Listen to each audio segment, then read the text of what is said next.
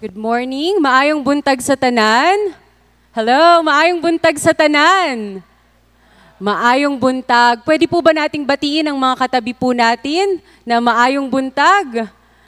So karong buntaga, dako jud akong kalipay nga gihatagan ko sa Ginoo og opportunity nga maka-preach sa iyahang pulong. Kaso na ako'y problema. Katura jud akong na-practice nga Bisaya. So magtagalog English po ako ngayong morning. Baka po anong masabi ko at magkamali po ako, kakabahan po ako niyan. But anyways, magandang umaga po sa ating lahat. Today is November 30, 2025. Ito na po ang last na araw ng November. And bukas December na po. Walang 31, no? Tama ba? Wala pong 31, yes.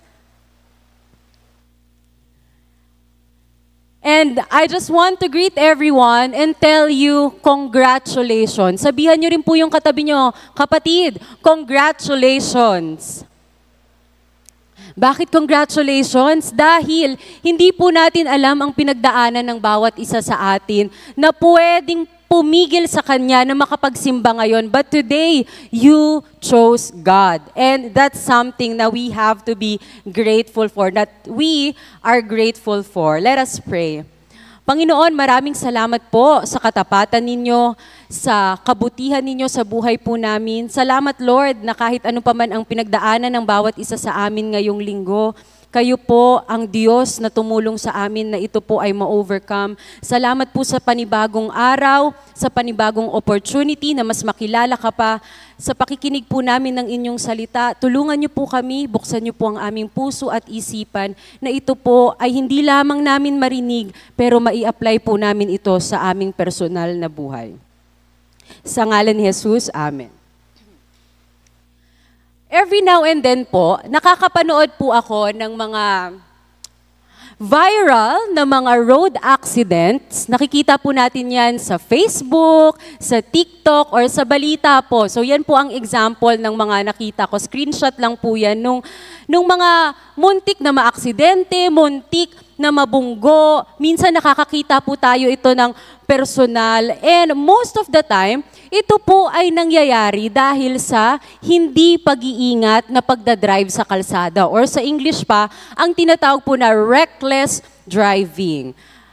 Madalas po, ang dahilan ng mga reckless drivers or ng mga aksidente po sa kalsada ay kapag nagmamadali po tayo na mag-drive, kapag tayo ay naiinip sa traffic, kaya nakikipag-unahan po tayo, or minsan, nakakatulog po, siguro sa pagod, sa trabaho, pauwi ng bahay. Kaya nga daw, kahit anong ingat mo sa kalsada, kapag hindi maingat ang mga kasama mong nagdadrive sa oras na yan, ano pong mangyayari? Madadamay at madadamay ka. Hindi po siya maiiwasan. Minsan, kahit ano pa po ang ingat natin.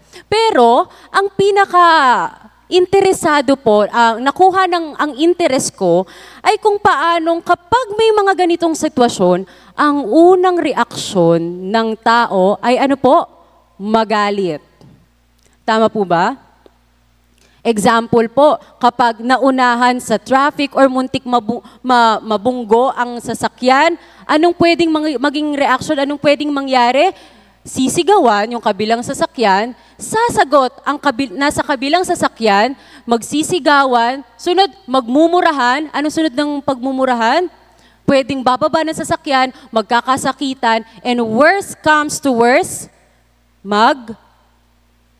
magpapatayan. Minsan po, yan ang mga napapanood natin sa balita. And it's really interesting kung paano po mag-behave tayong mga tao kapag may mga ganito po tayong sitwasyon. And ang tendency po ng tao is that we usually respond na mainit agad ang ulo natin, naiinis agad tayo. At ito po ang mga tendency natin bilang mga tao na hindi natin nababantayan na, uy, galit na pala ako, uy, galit na ako, nakagawa na ako ng maling desisyon. At kapag nakagawa na tayo ng maling desisyon, ano po ang resulta niyan? Magkakaroon po ng maling actions. At sa huli, kapag tapos mo nang nagawa lahat ng desisyon na yan, lahat ng actions na yan, ano po ang sasabihin natin? Na-experience nyo na po ba ito na nagpadala tayo ng sa ating emosyon, sa ating galit, sa ating inis, sa ating selos or whatever? Ang sasabihin na lang natin, sana pala ginawa ko na lang ang tama. Di sana hindi aabot sa ganito. At kapag magbabasa po tayo ng Biblia, ang Biblia po ay napakayaman sa iba't ibang klase ng example about anger, about galit, about human decisions, iba't ibang maling desisyon ng mga tao, maling mga actions, at lahat po tayo ay aware na isa po ang example sa buhay ni Cain at ni Abel. Ito po ay pamilyar po sa atin. Isang kapatid na pinatay ang kaniyang kapatid na dapat siya ang mag-ingat, siya ang magmahal, pero anong nangyari? Pinatay niya po ang kaniyang nakababatang kapatid. Nakakalungkot po na story or na experience na mababasa po natin sa Biblia. At para mas maintindihan pa po natin, dahil ang tanong, bakit nagawa ni Cain na patayin ang kaniyang sariling kapatid? Dahil kung tayo po, pwede pong sabihin natin na, ako hindi ko nga kayang kurutin yung kapatid ko, or kahit mag-away kami ng kapatid ko, hindi ko kayang patayin. Kaya ano kaya ang malalim na dahilan? Bakit nagawa ni Cain na patayin ang kanyang kapatid? Pagbuksan po natin ang ating Biblia sa Genesis chapter 1, very quick lang po na review. In Genesis chapter 1, nilikha po ng Panginoon ang mundo at lahat ng nandito at dinescribe niya po ang creation. Ano pong sabi ng Panginoon? It was good. Mabuti, maganda ang lahat. At nung pag-create niya po sa tao, dun niya lang po sinabi, kung babalikan po natin ang Genesis chapter 1, it was very good. In Genesis chapter 2, the Lord created Adam and Eve. So imagine niyo na lang po, ang mundo po or ang buhay po noon ni Eva at Adan ay ibang-iba po sa buhay at sa mundo na tinitirhan po natin kung saan po tayo namumuhay ngayon. Everything was great, lahat po ay maayos, walang paghihirap, walang sakit. It was perfect. It was a paradise to live in. Lahat po ay pinoprovide sa kanila ng Panginoon. Everything was peaceful. However, in chapter 3, dito na po pumasok ang kasalanan sa mundo nung si Eva at Adan ay pinili na magkasala at hindi sumunod sa Panginoon. They chose to commit sin. And as a result, the Lord cursed humanity. Sinumpa po ng Panginoon itong mundong tinitirahan natin. Ito na po yan. Ito na po yung kung saan tayo namumuhay ngayon. The ground that was once perfect was cursed. At yung curse po na yun ay naipasa po, hindi lang kay Eva at Adan, kundi naipasa pa po sa kanyang offspring, sa kanilang magiging anak, magiging apo, kaya lahat po tayo nararanasan ito. Ngayon in chapter 4, balik po tayo kay Cain at kay Abel. Dahil yan po ang focus natin ngayong umaga. Nakita po natin na si Eva at si Adan, kahit, I just want you to imagine kung ano yung major na pagbabago ng buhay nila. Mula sa isang perfect na lugar, maayos lahat, provided lahat, walang sakit and everything. Dahil po sila ay nagkasala, nagbago ang buhay nila. At sa chapter 4 po, makikita po natin na they are trying their best to have a family na magtrabaho, magkumayod para po sa kanilang pang-araw-araw. At sila po ay pinagpala ng Panginoon. At yun po ang kanilang unang anak, the first son, si Cain, and they were blessed with Abel. Si Cain po, yung kanilang panganay na lalaki, according to the Bible, isa po siyang worker on the ground. Nagtatanim po siya, ganyan. And then si Abel naman was a shepherd. Siya po ay nag-aalaga ng mga tupa or kung ano pong mga hayop nila during that time. And then, nung panahon po na sila ay magbibigay ng offering sa Panginoon, Si Cain, ang binigay niyo po ay some of his crops. Nagbigay po siya bilang offering niya sa Diyos ng, siguro kumuha po siya ng ibang mga gulay o mga prutas, yung mga tanim niya, at binigay niya sa Panginoon. Meanwhile, si Abel po ay nagbigay sa Panginoon ng isang lamb or ng isang batang tupa na maganda, na firstborn lambs according to the Bible. And the Lord was pleased with Abel's offering, but was displeased with Cain. Sa offering po ni Abel, okay ang Panginoon, sige, approve. Pero dun sa offering na Cain na some of his crops, he was displeased, he was disappointed. Ngayon, ang question po, bakit po mas prefer ng Panginoon ang offering ni Abel at hindi po ang kay Cain? Dahil ba si Cain ay nag-offer ng mga tinanim niya lang or bunga ng mga kanyang pananim at si Abel po ay nagbigay ng tupa? Na kung babalikan po natin ang Biblia, ang ginamit po na term dito sa word na offering is from the Hebrew word mina. Ang ibig sabihin po ay offering. Hindi po siya yung usual term na sacrifice or seba. Ibig sabihin po, parehas na offering nila sa mata ng Panginoon, katanggap-tanggap po talaga. Ang binigay ni Abel, katanggap-tanggap. Kung si Cain ay nagbigay po ng bunga ng kanyang pananim, sa totoo lang po ay katanggap-tanggap. However, God was not disappointed with Cain's gift itself, but with the attitude and condition of his heart. Bakit disappointed ang Panginoon sa binigay ni Cain? Hindi dahil sa binigay niya, pero dahil po sa kondisyon at sa attitude po ng puso ni Cain. Kapag tingnan po natin ang Biblia, again, sabi po sa NIV na ang binigay ni Cain is some of the fruit. So possible po talaga na kumuha lang siya doon tapos ibinigay niya sa Panginoon. Kumbaga, nang nauso last time sa social media yung okay na to, parang ganun po ang ginawa ni Cain.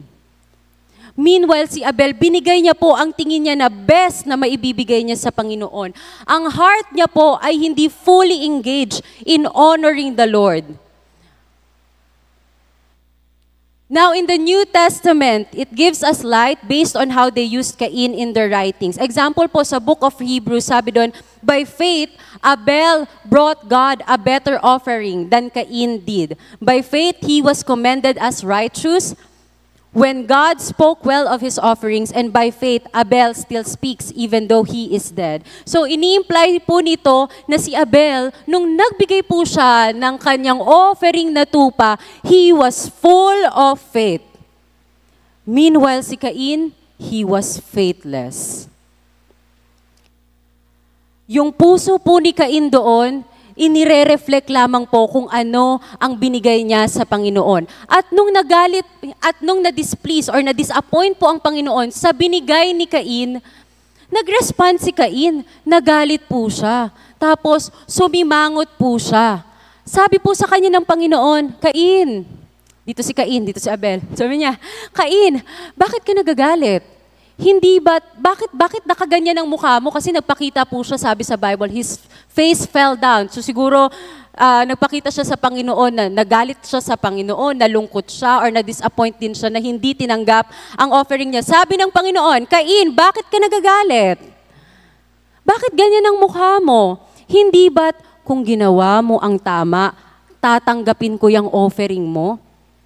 Pero alam mo ba, ang kasalanan ay nagbabantay sa'yo. Gusto kang lamunin, gusto kang i-consume, kailangan mong kontrolin yan. Kailangan mong i-master yan. Sa Bible pa, why are you angry? Why is your face downcast? If you do what is right, will you not be accepted? But if you do not do what is right, sin is crouching at your door. It desires to have you, but you must rule over it. If i-observe po natin, bakit kaya nung hindi tinanggap ni Lord or nakita ni Lord na parang nagdadabog si Cain or nagagalit siya, bakit kaya hindi na lang siya pinatay agad ng Panginoon or whatever? Kinonfront po siya ng Panginoon dahil binibigyan siya ng Panginoon ng another opportunity na gawin ang tama. Alam po ng Panginoon ang kondisyon ng puso ni Cain, kaya winawarn niya or binibigyan niya ng babala si Cain na, Cain, may kasalanan dyan sa puso mo. At yung kasalanan na yan, gusto kang lamunin, gusto kang kontrolin. Dapat ikaw ang kumokontrol dyan. Alam ng Panginoon ang puso ni Cain. So, kumbaga po, yung term dyan na sin is crouching at your door, imagine niyo po, itong simbahan, kapag nakasara po yan, isipin po natin, nakasara yung pintuan, sa labas po ay maraming mga wild animals, mga kung ano-ano pong mga hayop, mga leon o tigre. At kapag binuksan po natin ang pintuan ng simbahan, onting bukas lang, anong gagawin po ng mga wild animals, ng mga hayop sa labas? Tatalunan tayo, kakainin po tayo. Ganun ang ibig sabihin ng Panginoon. Pero ano kayang nangyari doon? Binuksan po ni Cain ang pintuan na yun. Binuksan niya po ang pintuan na yun.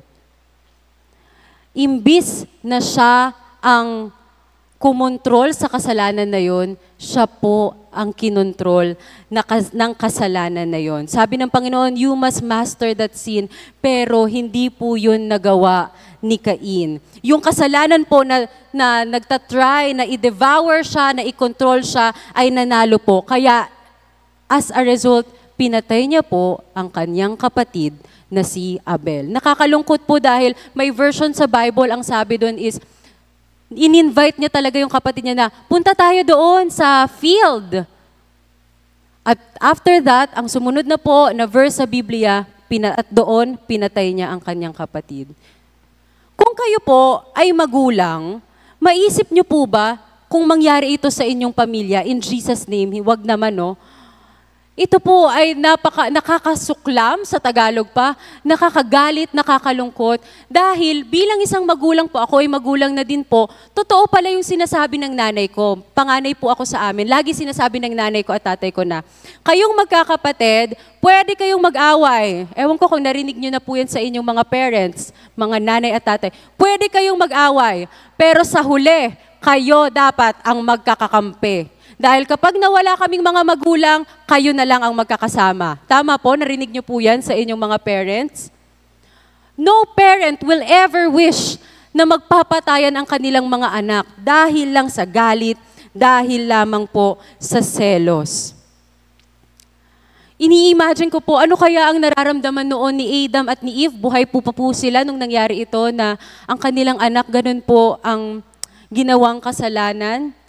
Alam po ng Panginoon na ginawa yun ni Cain. Alam niya na pinatay ni Cain ang kanyang kapatid na si Abel. Kaya tinanong niya po si Cain, sabi niya, Cain, nasaan ang kapatid mo?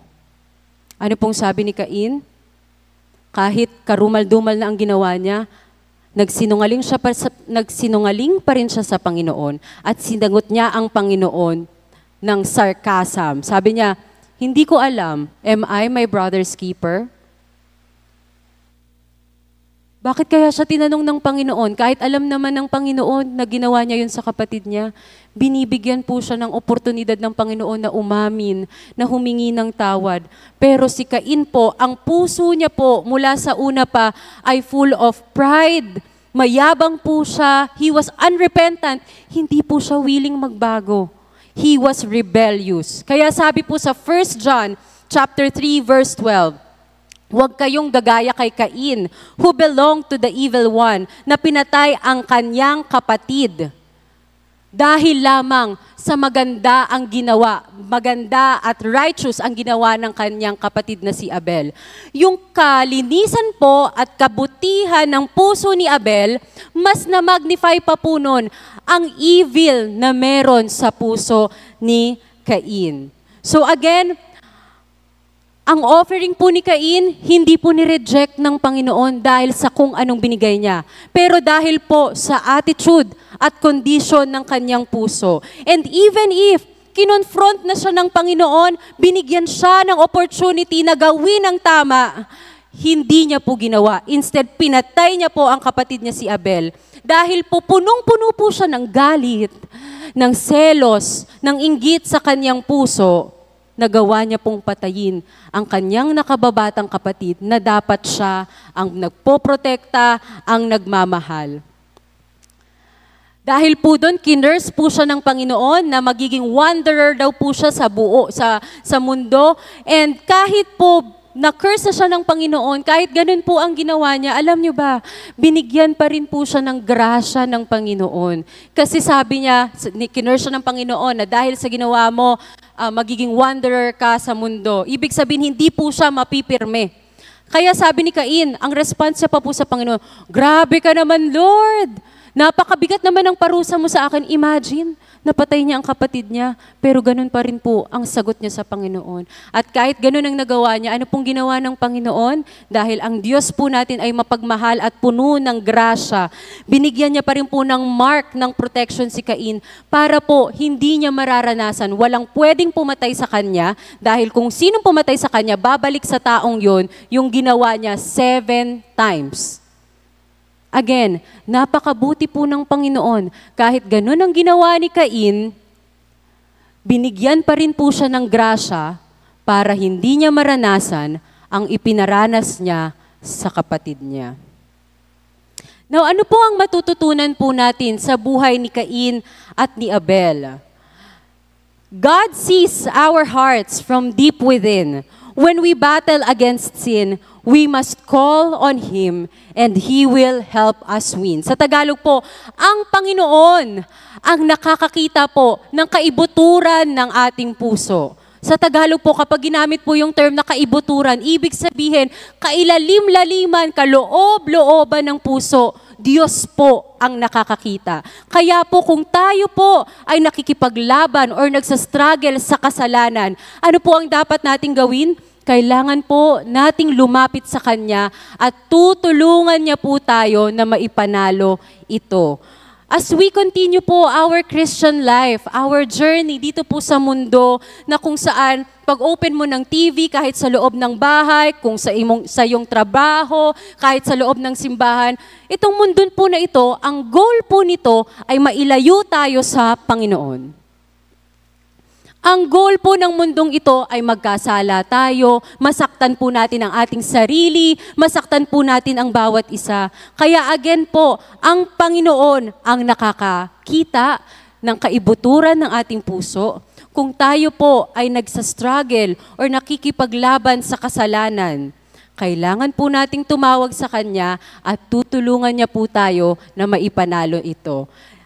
God sees our hearts from deep within. Nakikita ng Diyos ang ating puso. Hindi po natin kayang magtago sa Panginoon.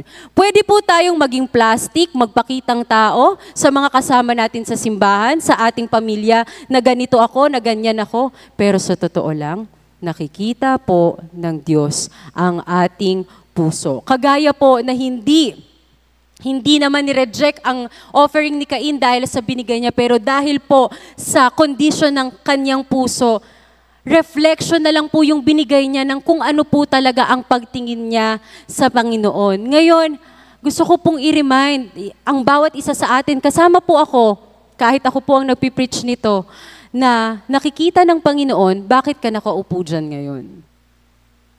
Kahit nagsuserve po tayo sa Kanya sa simbahan ng ilang taon, ilang dekada, nakikita po ng Panginoon para kanino mo ginagawa yon. Dahil po ba nahihiya po tayo, nahahanapin po tayo sa simbahan? Dahil po leaders tayo ng church? Or kaya baka hindi pumunta si ganito?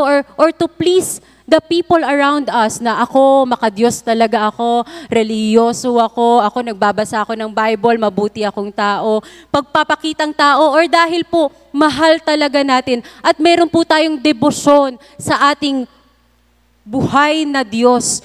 Kahit ano pa man po ang dahilan natin, again, ang Diyos po ang nakakakita ng puso natin. Kahit po itago natin yan, kahit po magpakitang tao tayo. Sa 1 Chronicles 28 verse 9, sabi po ni David, sa kanyang anak na si Solomon. And you, my son Solomon, acknowledge the God of your father and serve Him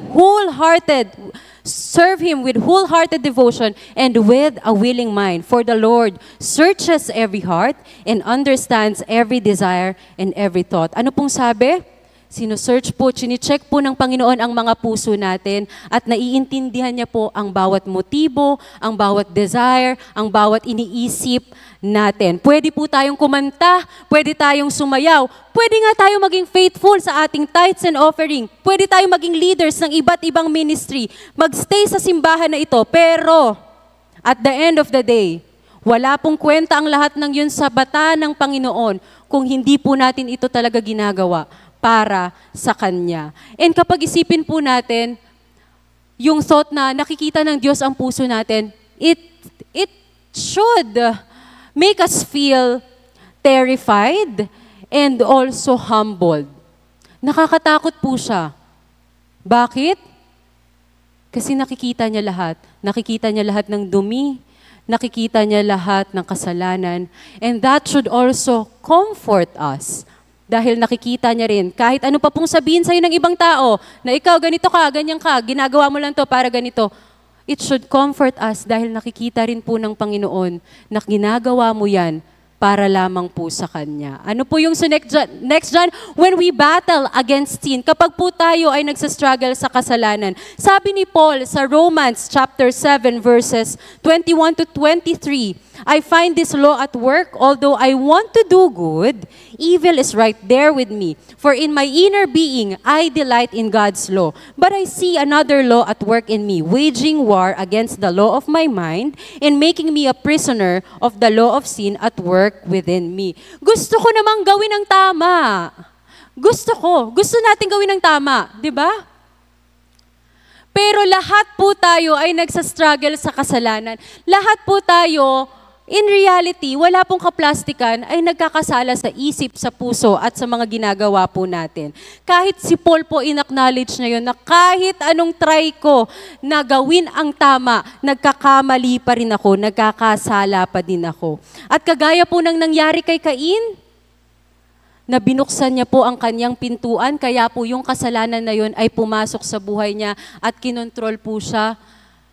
Ang ibig sabihin po doon ng Panginoon is that tayo po ang magdidesisyon kung bubuksan ang pintuan na yun or hindi.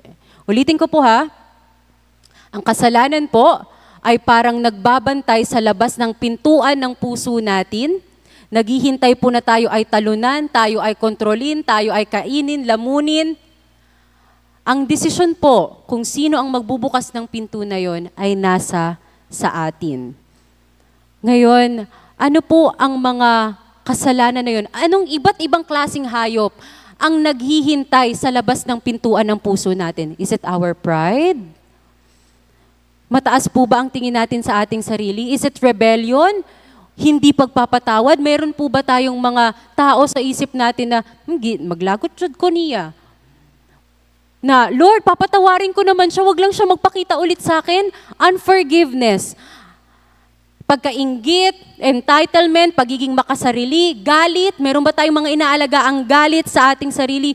Sexual immorality, especially ngayon, napakadali na pong mag-commit ng sexual immorality sa social media pa lang. Pag-scroll mo ng Facebook, ng TikTok, kung ano-ano na pong lumalabas.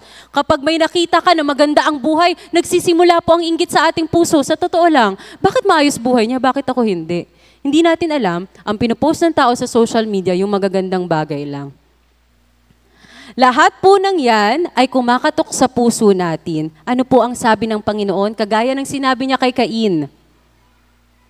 Naghihintay po yan na tayo ay kontrolin.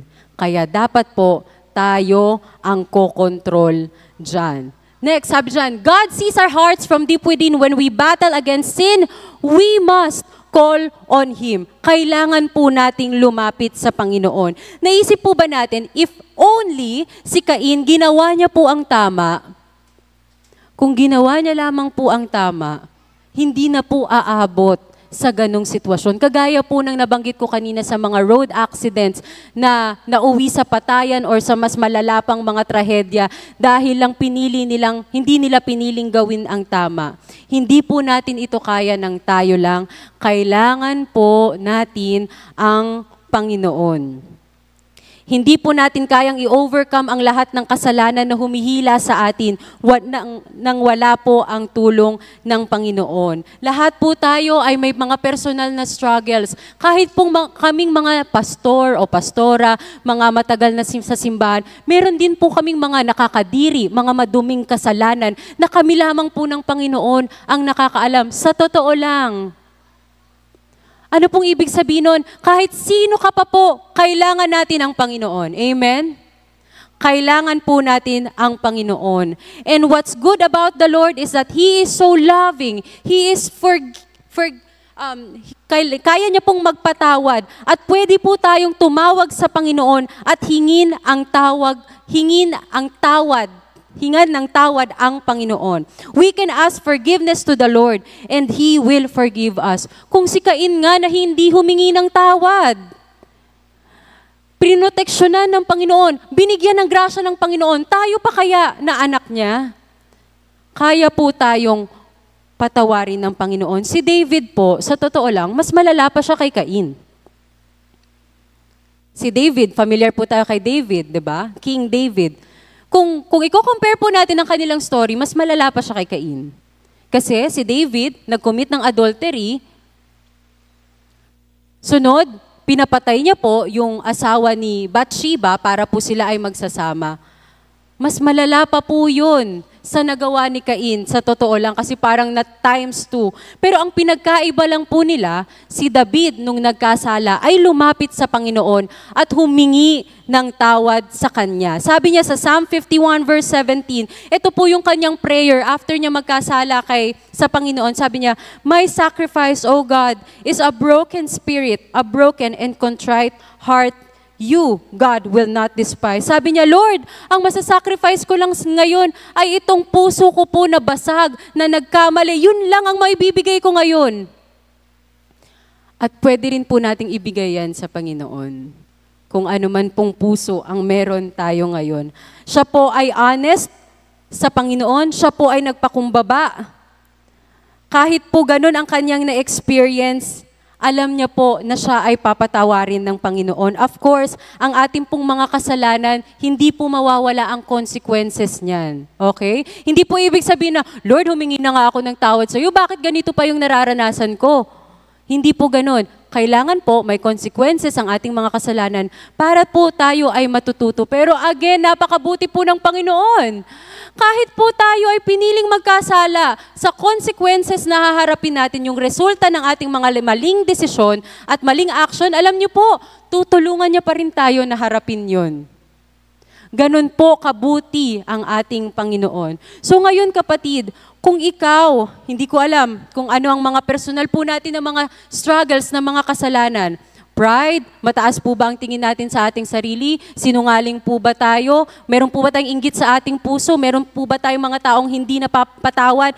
Kung ano pa man pong kasalanan yan, ang meron sa ating puso, again, tutulungan po tayo ng Panginoon na i-overcome yan, na ipanalo yan. Pero kailangan po nating lumapit at maging totoo sa Kanya. Binigyan niya po tayo ng Holy Spirit para po tayo ay tulungan, turuan, at tayo po ay i-comfort. Kailangan lang po natin na lumapit sa Kanya. So one time po, pauwi po kami ng husband ko.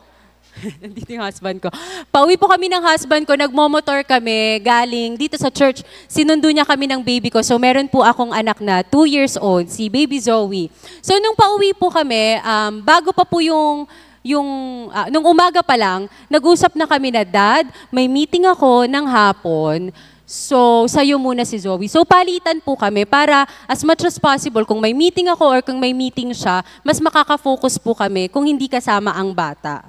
So, nung pauwi na po kami, sabi ni Pastor Dave sa akin na, "Ay, Ma'am, may tatapusin pala ako mamayang hapon. Kailangan sanang may magbantay kay Zoe. Ngayon, nagmomotor kami, siguro naiinis na ako sa anak ko that time kasi nasa stage po siya ngayon na sigaw ng sigaw, iyak ng iyak. Dahil 2 years old po, no, nagtatry pang nagde-develop ang kanyang utak. So, sa isip ko po, gusto ko nang sumagot sa asawa ko na, ano ka ba naman? Sinabihan na nga kita kaninang umaga na may meeting ako. Sana naisip mo na nakaplano na yung araw ko bago mo naisip na tatapusin mo yung gagawin mo ng hapon. Yun po ang tumatakbo sa isip ko na gusto kong sumagot sa kanya ng ganun. And then, ang Holy Spirit po, clear na clear sa utak ko. Sinasabi sa akin na, kailangan talaga sumagot ng naiinis, hindi ba pwedeng magpakumbaba, hindi ba pwedeng kausapin ng may respeto ang asawa mo. So sabi ko po sa husband ko, following that prompt from the Holy Spirit na, Dad, pasensya na kasi may meeting kami mamayang hapon, pero after that meeting, mag-e-exit ako agad para matatapos mo yung mga gagawin mo pa. Sa'yo na yung after ko mag-meeting, mga 4 p.m. hanggang gabi para makafocus ka. And then, ang response din po ng husband ko sa akin, sabi niya rin, Ma'am, pasensya na kasi meron din akong mga tatapusin, marami rin po kasi siyang ginagawa. Ngayon, ang learnings ko po doon, kung hindi ko sinunod ang gabay ng Holy Spirit, for sure, kung sinagot ko siya ng pabalang, mawawalan ako ng respeto sa husband ko, magagalit ang husband ko sa akin, hindi kami magkikibuan habang nagla-lunch, hanggang siguro hapon hindi kami nag-uusap, sa gabi siguro magsusorry na lang kami para matapos na lang. Nasira na po yung buong araw namin. Of course, yung mga ganun lang po yung isi-share ko, hindi talaga yung sobrang lalim ko rin na struggles. Ano po ang ibig kong sabihin? Ang Holy Spirit po is there. Mula sa maliit hanggang sa malaki po natin na mga kasalanan, mga struggles with sin, willing po na gabayan po tayo. Hindi po tayo iiwan sa ere. Kailangan lamang po nating tumawag sa Kanya. At maging honest sa Panginoon na, Lord, sa totoo lang yung puso ko, ganito talaga, Lord, naiinggit ako kay ganito. Lord, galit talaga ako kay ganito. Lord, hindi ko talaga mapatawad si ganito. Lord, ganito, masama ang loob ko. Lord, mataas ang tingin ko sa sarili ko. Pwede lang po talagang maging honest po sa ating Panginoon. Pwede pong maging totoo sa Kanya. And lastly, we must call on Him and He will help us win. Kung si King David po na pinatawad ng Panginoon, kaya din po tayong patawarin ng ating Diyos. At kung ang bawat isa po sa atin ay nagsa-struggle sa kasalanan, ang Diyos po ay tutulungan tayo na ma-overcome whatever it is that we are going through. Ganun po ka-powerful ang ating buhay na Diyos. Now, I want us to spend time with the Lord. Siguro limited po ang time natin ngayong oras na ito. But before this day ends, bago po matapos ang araw na ito, let us spend time with the Lord. Yung oras po, kahit 1 hour po, kung may mga anak po kayo, naiintindihan ko na parang laging may tumatawag sa'yo, marami tayong mga responsibilidad. May beach po dyan sa Ebenezer or sa inyong mga kwarto. Ikaw lang at ang Panginoon. And tell God, Lord, tulungan niyo po ako sa mga struggles ko kasi sa totoo lang po, ito po ang laman ng puso ko. Kailangan po nating magpalinis ng ating mga puso sa Panginoon. So meron po akong ginagawa, meron po akong naging practice, ang tawag po doon is brain dump. So sa isa pong papel, isang bond paper, yan. Pwede nyo rin po itong gawin. Kasi po, kapag iba rin po yung effect kapag nagsusulat po tayo at nakikita po natin yung mga sinusulat po natin. Kumbaga, yung mga laman ng isip natin, nakikita natin sa isang papel. So, ang ginagawa ko po sa isang bond paper, sinusulat ko doon lahat naman ng laman ng utak ko. So, I encourage you po, if naisip mo, hindi mo alam kung anong sasabihin sa Panginoon, get a piece of paper, sulat mo doon na, Lord, galit ako kay ganito. Naiinis ako kay ganito. Naiinggit ako kay ganito. Naaasar ako kay ganito. Isulat nyo lang po dun lahat. Ngayon, pag nasulat nyo na po, pag napuno nyo na po, feeling nyo, nailagay nyo, nailipat nyo na po doon, lahat ng laman ng isip ninyo, basahin nyo po lahat. Huwag nyo pong masyadong lakasan, baka marinig po ni Mrs., ni Mr. na, ganun pa lang ano mo ah. Joke lang po. At Yun po, basahin niyo po yun silently or sa inyo pong puso. Sabihin niyo po sa Panginoon, Lord, ito po pala Lord yung mga struggles ko ngayon. Si ganito pala, ganyan, ganito. Linisin niyo po ang puso ko. Kasi hindi niyo po kalooban na lahat ng ito ay kokontrolin ako. Next, kung alam po natin na meron po tayong mga problema at kailangan po natin ng tao na makaka-journey po sa atin, let us pray to the Lord na, Lord, bigyan niyo po ako please ng taong mapagkakatiwalaan ko na makakasama ko sa struggle na ito. Again, hindi po natin kaya ng tayo lamang. Kailangan po natin ng tulong ng bawat isa. Ako personally, mahirap po sa akin ang humingi ng tulong. Nahihiya po akong humingi ng tulong. Pero pride po pala yun. Pride po pala kapag ayaw nating malaman ng iba ang kahinaan natin. Dahil gusto natin mag-maintain ng image na hindi, ganito ako, hindi ganyan ako. Again, pwede po tayong maging totoo sa harap ng ating Panginoon and even sa mga kapatid po natin sa pananampalataya. And that is my prayer na tayo po, ang bawat isa sa atin, meron po tayong mapagkakatiwalaan. Most especially sa loob po ng simbahan na naiintindihan po natin ang struggles ng bawat isa. At same po tayo ng goal na bigyan ng papuri po ang Panginoon sa buhay po natin. Next, this coming Thanksgiving Day, ito po ay special time for us na i-express po ang pagpapasalamat po natin sa Panginoon for the whole year ng 2025. Ang tanong ko sa iyo, what is the best that you can give to the Lord?